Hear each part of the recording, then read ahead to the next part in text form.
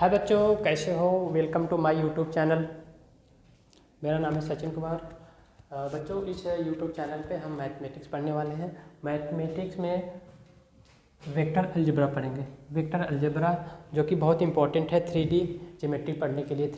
3D geometry में जहाँ हम लोग एक लाइन की इक्वेशन स्पेस में फाइंड आउट करते हैं और वहाँ पर डायरेक्शन कोसाइन फाइंड आउट करते हैं, डायरेक्शन रेशियो फाइंड आउट करते हैं।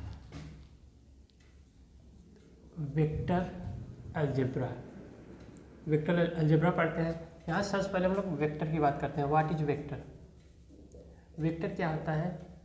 Vector is physical quantity which has magnitude and direction. It is physical quantity which has magnitude and direction. For example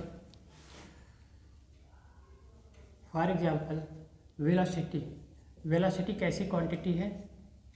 यह वेक्टर क्वांटिटी है, क्योंकि वेलोसिटी को express करने के लिए इसकी मैग्नीट्यूड और डायरेक्शन दोनों की रिक्वायरमेंट होता है। एंड फोर्स भी कैसी क्वांटिटी है? वेक्टर क्वांटिटी, क्योंकि फोर्स को कंप्लीट इंफॉर्मेशन के लिए मैग्नीट्यूड और फोर्स किस डायरेक्शन में लग रहा है इसकी ज़रूरत पड़ती है। ये सब वेक्टर क्वांटिटी है। तो वेक्टर को हम मैथ में या फिजिक्स में एक एरो से रिप्रेजेंट करते हैं। एरो का जो टेल होता है, टेल मतलब दिस पॉइंट से दिस पॉइंट, ये जो डिस्टेंस होता है इसको बोलते हैं मैग्नीट्यूड। टेल क्या रिप्रेजेंट करता है? Tail represents magnitude of vector. और ये जो एरो होता है इसका हेड क्या रिप्रेजेंट करता है? डायरेक्शन। Head represents direction. और वेक्टर को हमेशा ए ऊपर एक वेक्टर बना देते हैं। ये क्या है? Representation of any vector. इसको पढ़ते हैं वेक्टर ए। ठीक है, अब बात करते हैं type of vector. Type of vector first vector is zero vector. Zero vector क्या होता है? ऐसा वेक्टर जिसका मैग्नीट्यूड जीरो हो, मतलब एक पॉइंट से स्टार्ट होगा और इसी पॉइंट पर टर्मिनेट होगा। तो इसको कैसे, जीरो वेक्टर को कैसे डिनोट करते हैं? जीरो वेक्टर तो मतलब इसका जो इनिशियल पॉइंट और टर्मिनेशन पॉइंट होता है सेम होता है, उसका मैग्नीट्यूड जीरो होता है। And second is unit vector. ऐसा वेक्टर जिसका मैग्नीट्यूड वन होता है। Unit vector of vector A is represented by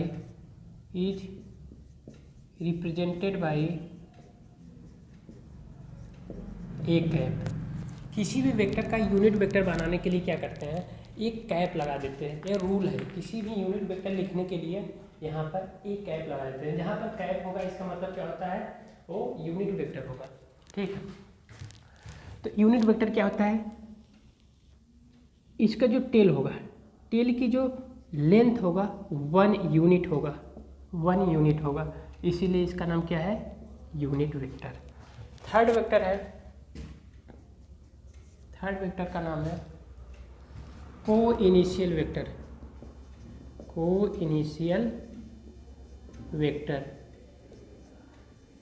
Two vectors are said to be co-initial vector if their initial point is common. Let this vector is a vector and another vector is b vector. दोनों vector का जो initial point है same है, जहाँ से initiate हो रहा है, इसीलिए क्या बोलते हैं? कोइनिशियल वेक्टर बोलते हैं। ठीक है, अब वेक्टर नंबर 4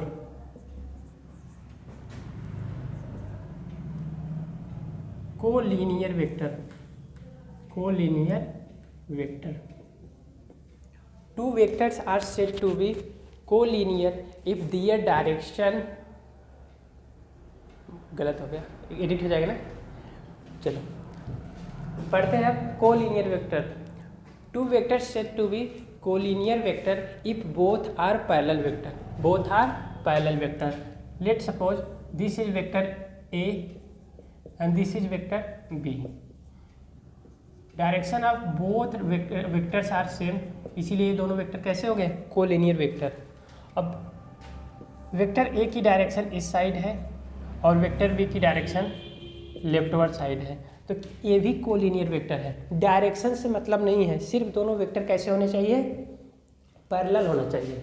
अच्छा, अब number 5 vector equal vector.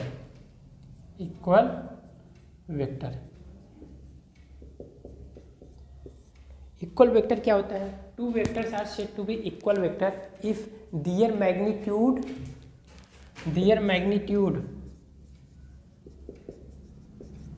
and direction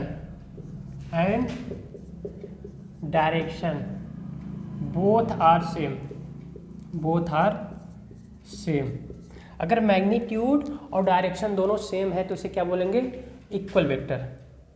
जैसे वेक्टर ए और वेक्टर बी, ये दोनों कैसे हैं, इक्वल वेक्टर है, क्योंकि इनका जो मैग्नीट्यूड है और ये डायरेक्शन है सेम है। क्या वेक्टर सी और वेक्टर डी, क्या ये इक्वल वेक्टर है, नहीं, इक्वल वेक्टर नहीं है। क्यों नहीं है, क्योंकि देखो इसका direction from left to right hand side है और इसका लेफ्ट साइड है, तो ये इक्वल वेक्टर नहीं है। बट इनको क्या बोल सकते हैं, कोलिनियर वेक्टर है, क्योंकि दोनों पैरेलल है। ठीक है, नंबर 6 वेक्टर। 6 वेक्टर क्या है, निगेटिव वेक्टर। निगेटिव वेक्टर, जैसे वेक्टर ए है, दिस इज वेक्टर ए, इसका निगेटिव वेक्टर क्या है, इसके सामने एक माइनस से मल्टीप्लाई कर दो। निगेटिव वेक्टर्स में क्या होता है, इसका डायरेक्शन चेंज हो जाएगा। जैसे इसका डायरेक्शन चेंज करोगे तो ये इसका निगेटिव वेक्टर हो जाएगा। निगेटिव साइन लगाने से मतलब होता है कि डायरेक्शन, वेक्टर का डायरेक्शन चेंज हो जाता है। ठीक है, ये निगेटिव वेक्टर है।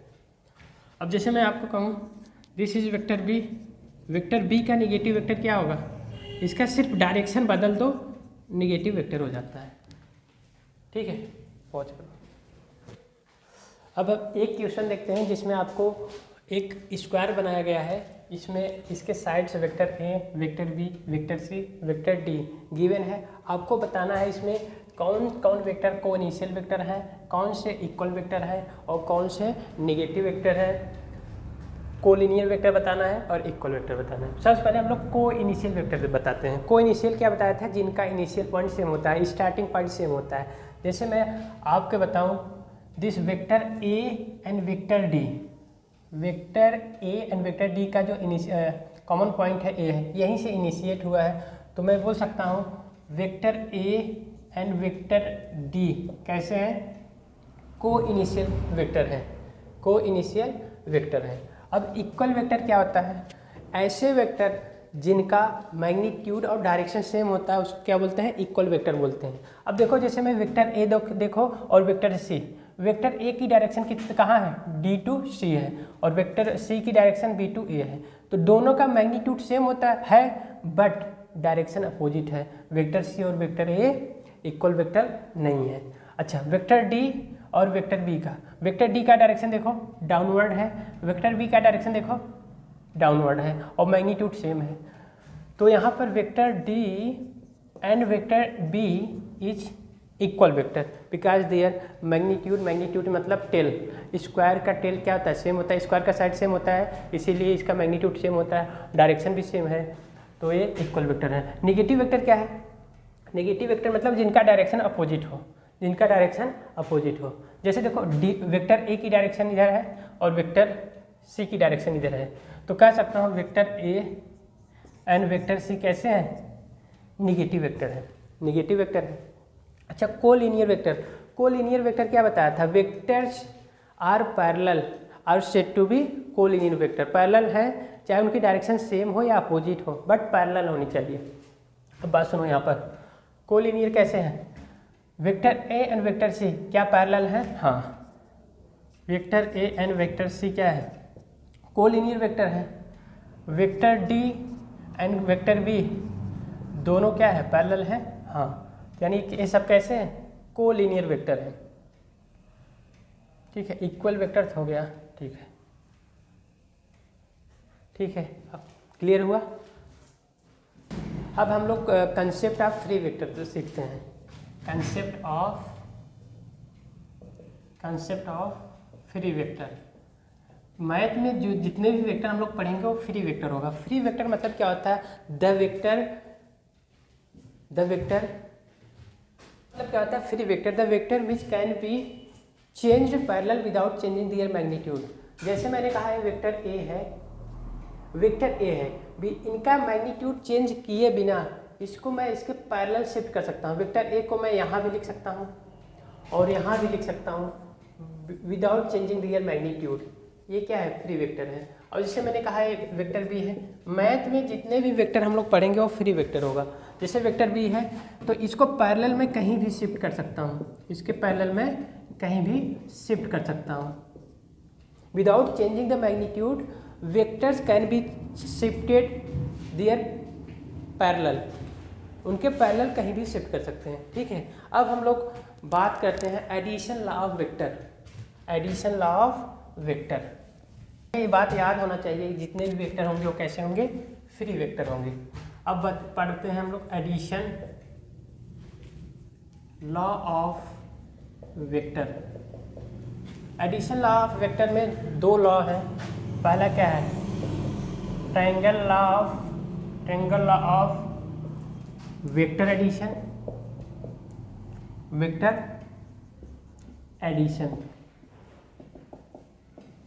Triangle law of vector addition क्या होता है इसको देखते हैं। Let a vector A and vector B, इन दोनों वेक्टर को क्या करना है? ऐड करना है। दोनों वेक्टर को ऐड करना है। और आपको अभी बताया था दोनों कैसे हैं? फ्री वेक्टर हैं। तो मैं इसको वेक्टर बी के पैरेलल यहाँ पर शिफ्ट कर सकते हैं। वेक्टर ए है और बी को लाकर यहाँ पर ऐसे ज्वाइन कर दो। ये वेक्टर ए है और ये वेक्टर बी है। इन दोनों वेक्टर का जो एडिशन होगा, addition of vector A and addition of vector B is equal to vector A plus vector B. इस पॉइंट का नाम ओ रख दे रहा हूँ, A B. A plus B क्या है? Addition of vector A and vector B. मतलब O A vector plus A B vector equal to O B vector. A क्या है? वेक्टर ए और वेक्टर बी का एडिशन है, यानी कि vector A plus vector B. ठीक है, ये triangle law of vector addition है। और इसी में हम लोग देख लेते हैं triangle law of vector, triangle law of vector subtraction.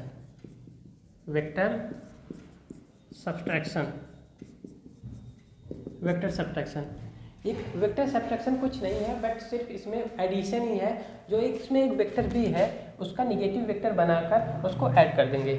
और जैसे यहाँ पर वेक्टर ए है और ये वेक्टर बी का निगेटिव वेक्टर क्या होगा? डायरेक्शन चेंज हो जाएगा, माइनस बी। यहाँ पर जो ए वेक्टर होगा, ए, इन दोनों का समेशन होगा। अब जब सम करोगे तो ए माइनस ही हो जाएगा। इसका कोई स्पेशल रूल नहीं है कि सब्ट्रैक्शन का रूल सीखो आप लोग। ये भी क्या है? एडिशन रूल है। जैसे इसका पॉइंट, इस पॉइंट का नाम ओ हो गया, ए और बी, यानी O B vector equal to O A vector plus A B vector. यहाँ पर ओ ए कितना आया है? Vector A minus vector B. O A vector कितना है? ए, और ए बी वेक्टर कितना है? Minus B. ठीक है, यही क्या है? एडिशन ही है, सिर्फ आपको माइनस दिख रहा है इसलिए इसका नाम सब्ट्रैक्शन बोल दिए। ठीक है, अब हम लोग सीखते हैं parallelogram law of vector addition. इसमें क्या होता है, adjacent of parallelogram vector given है, vector A and vector B. यहाँ पर एक पैरेललोग्राम बना दीजिए, ए वेक्टर एडजेसेंट साइड्स के वेक्टर के फॉर्म में दिया है, तो ये दोनों फ्री वेक्टर हैं। तो एक्चुअली पैरेललोग्राम कुछ होता नहीं, ये भी क्या है, ट्रायंगल ला होता है। इसका जो डायगोनल होगा, इसका डायगोनल देखो, ये वेक्टर बी है, वेक्टर बी क्या है, फ्री वेक्टर है, इसको यहाँ पर शिफ्ट कर दीजिए, ये वेक्टर बी हो गया। तो क्या ये ट्रायंगल बन गया, ट्रायंगल बन गया ओ ए बी। तो यानी ओ बी वेक्टर जो होगा, O B vector equal to O A vector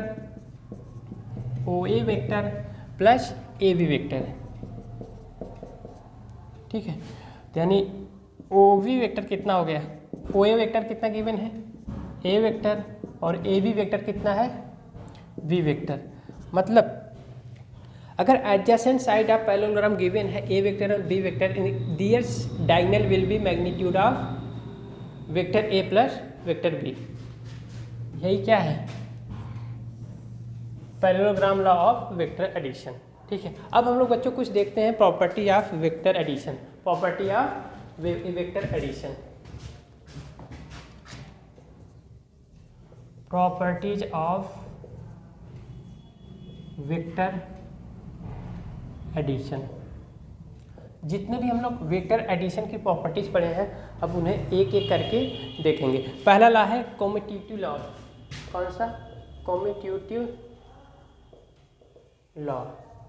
अगर आप दो वेक्टर को ऐड कर रहे हैं, vector A plus vector B, इनका जो रिजल्टेंट होगा, जो आंसर होगा, वो चाहे आप पहले वेक्टर बी को ऐड करो वेक्टर ए में, दोनों क्या है, सेम है। सेकेंड प्रॉपर्टी क्या है, associative law, associative law. Associative क्या होता है, अगर आपको तीन वेक्टर को ऐड करना है, पहले आप वेक्टर ए और बी को ऐड कर लीजिए, फिर बाद में सी को ऐड कर लीजिए, या पहले वेक्टर बी और सी को ऐड कर लो, इसके बाद वेक्टर ए को ऐड करो, ये दोनों सेम होते हैं। इसे कोई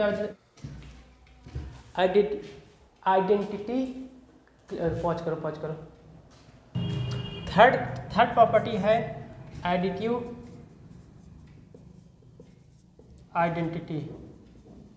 मतलब इसमें क्या होता है, अगर वेक्टर ए में ऐसे किसी वेक्टर से ऐड कर दो आइडेंटिटी, मतलब क्या हो जाए, इटसेल्फ यही वेक्टर आ जाए। जैसे मैंने वेक्टर 0 को ऐड कर दिया, क्या आ जाएगा, वेक्टर ए आ जाएगा।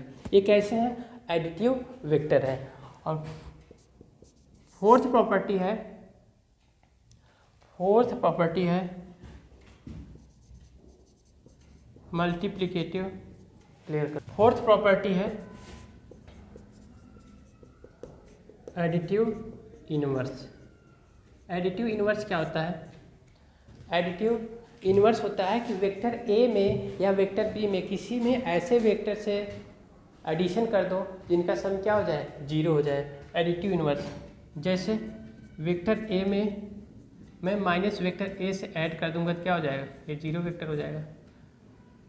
यहाँ पर 0 वेक्टर क्या था, एडिटिव आइडेंटिटी था, यहाँ पर ये क्या है, एडिटिव इनवर्स वेक्टर है। माइनस ये क्या है, additive inverse vector, additive inverse vector क्या है, ए। बात समझ में आया। अब हम लोग पढ़ते हैं बच्चों multiplication of vector by the scalar. एक वेक्टर को किसी भी नंबर से मल्टीप्लाई करने पे क्या इफेक्ट पड़ता है उसको देखते हैं। Multiplication of vector by a scalar. ये बहुत इम्पॉर्टेंट कंसेप्ट है, ध्यान से देखिएगा। कि जैसे मैंने कहा एक वेक्टर है, वेक्टर ए, इसका मैग्नीट्यूड क्या है, मैंने बताया था मैग्नीट्यूड इसके टेल को रिप्रेजेंट करेगा। मैंने कहा इसका मैग्नीट्यूड 4 यूनिट है, 1 यूनिट, 2 यूनिट, 3 यूनिट, 4 यूनिट। अब आप इसमें क्या करो, वेक्टर ए में 2 से मल्टीप्लाई कर दो, वेक्टर ए में 2 से मल्टीप्लाई कर दो।